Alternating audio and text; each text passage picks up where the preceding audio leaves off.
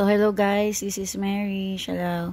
So, ayan, ituturo ko na ngayon sa video na to yung lagi kong binabasa at saka sana ko nagbabasa na site for astrology. So, kailangan, dapat, meron kayong birth date, birthplace, exact birth time. So, makikita niyo yan sa NSO nyo or PSA.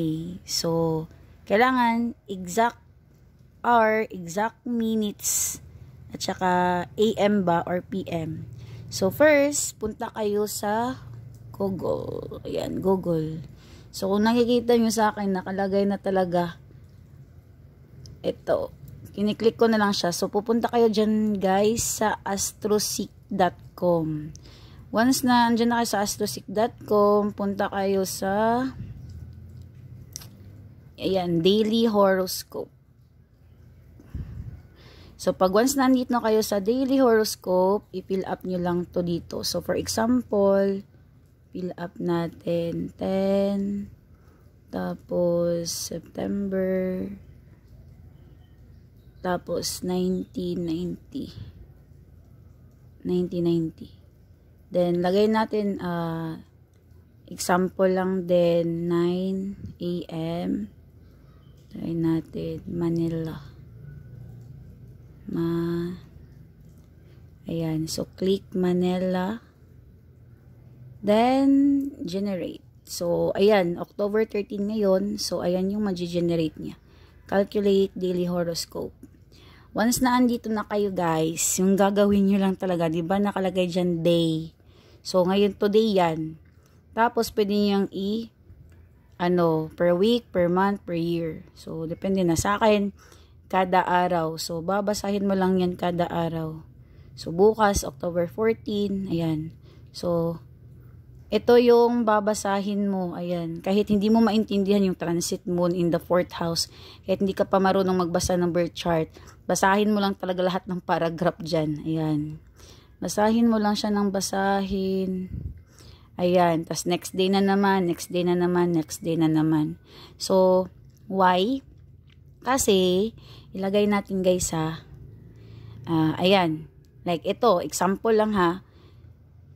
Creative activities like painting, poetry, and acting can help you express your feelings and those help you heal any mental blocks or problems.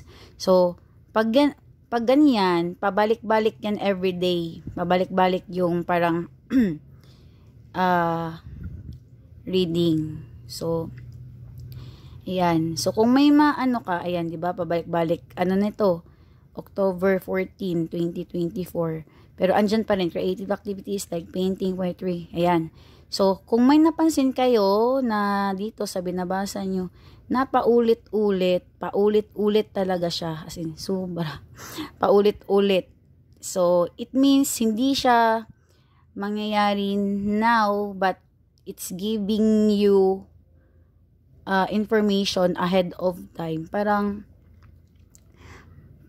sinasabi niya, ito yung possible na mangyayari. So, kung paulit-ulit yan na words or paragraph, guys, like, it's giving you, like, nagpaulit-ulit na promotion or accidents na nakasabi, nagbibigay siya ng information na maaring mangyari.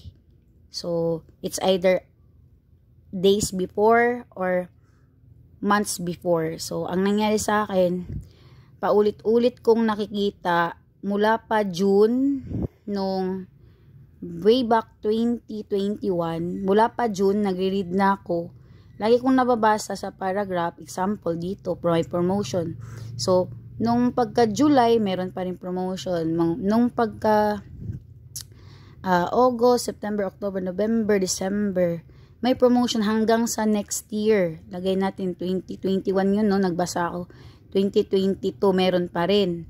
So, noon, hindi ko lang talaga siya in-expect na ganun siya. Pero, hindi ko in-expect guys na mangyayari talaga yung promotion na yun. So, bantayan nyo lang yung paulit-ulit na words or paragraph. Kasi it will give you parang advance information kung ano yung mangyayari. So, 4 years na akong nakasubaybay at nagbabasa dito sa Daily Horoscope of the Astroseek.com. So, hindi naman siya na yun na talaga. Ito lang kasi dito makikita mo talaga may possible accidents and whatsoever.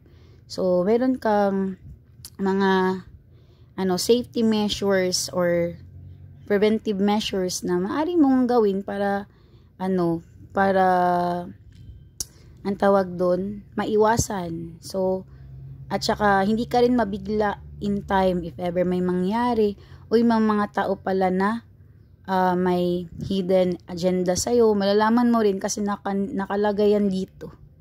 Ayan. So, if ever man marunong ka na magbasa ng chart mo, ayan, explore this. Everyday mo siyang basahin. Comment ka kung nakarelate ka. So, everyday mong basahin ha. Kasi, proven and tested ko talaga siya na yes, indeed, nangyari siya. So, yung nangyari sa akin, lagi siyang pabalik-balik yung promotion. So, until December, di ko na-expect na promote talaga ako. So, ganun lang siya, guys. I love you. Yun lang talaga. Okay? Love, love. Bye!